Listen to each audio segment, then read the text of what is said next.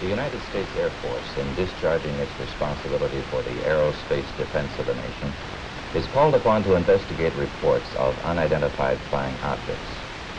Two Air Force officers have over the years been very closely associated with this activity.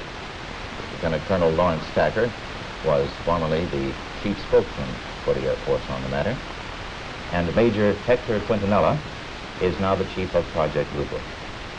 Major Quintanilla, what are the objectives of Project Blue Book? The objectives of the program are twofold. They're the same as they have been since 1953 when the regulations were written. First of all, to try to determine if the UFO phenomena presents a threat to the security of the United States. And second, to determine if the UFO phenomena exhibits any technological advances which could be turned into research and development. What's the record so far? To date, we have over 10,000 cases at Wright-Patterson Air Force Base, of which 646 of these remain unidentified. That's not to say that we could not have identified more cases if we had gotten to the observer quickly and checked the local activity. The Air Force has been accused from time to time of hiding information about UFO. What do you have to say to that, Colonel Thacker? Well, these charges are absolutely untrue. Actually, the United States Air Force releases statistics on the UFO phenomena through the Department of Defense press desk periodically, and we've always honored accredited media when they want to investigate a given specific sighting. There's nothing to hide? There's nothing to hide at all. Is there anything in the files, either classified or unclassified, that would indicate that there may be extraterrestrial visitors over here? First of all, the project is completely unclassified. And there is nothing in the records which would indicate that we have been visited by any advanced civilization. How does the Air Force look upon people who make reports of UFO? Do they look on them as qualified observers? Yes, they do look on them as qualified observers.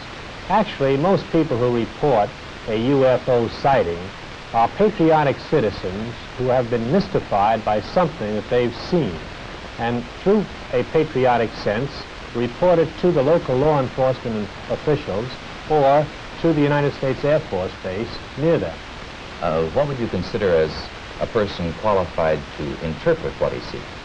Well, I consider astronomers are genuinely expert in their field. First of all, they have a tremendous advantage over the other physical scientists, and that is that they have powerful telescopes and photographic equipment to confirm their interpretation. Do astronomical laboratories make any contribution to the UFO program? In a negative way they do, because I've never received a UFO report from an observatory. Not a one? Not a single one. Well, how about the tracking and detection facilities that the Air Force itself has? How does this fit the program?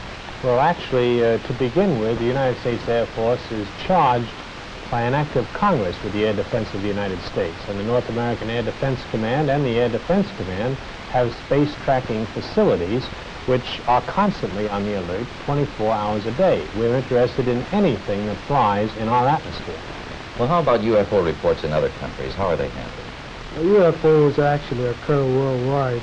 However, the United States is the only country in the world that places as much emphasis on the phenomenon. Other countries place a burden of proof on the observer and not on their Air Force. And that would make your job a lot easier if they did that here. Yes, it would. Thank you, Colonel Thacker, Major Quintanilla. I would like to close by reading a very brief excerpt from the report of the Air Force's Scientific Advisory Board, which they made recently upon completing a detailed review of the subject of UFO. This is a statement. The committee concluded that in the 19 years since the first UFO was sighted, there has been no evidence that unidentified flying objects are a threat to our national security.